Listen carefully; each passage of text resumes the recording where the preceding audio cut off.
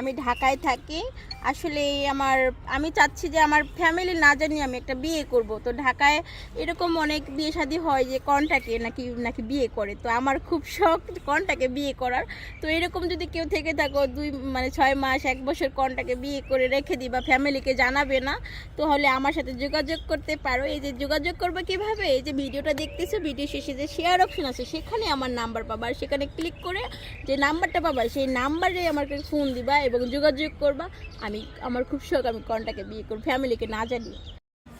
আজ আমার বাবার টাকা নেই বলে কেউ আমাকে বিয়ে করতেছে না। খুব আমি কষ্টে আছি। কষ্টের কথা কাকে বলবো, যে টাকার অভাবে বিয়ে হচ্ছে না, তাই আমি প্রতিবেদনে আসছি।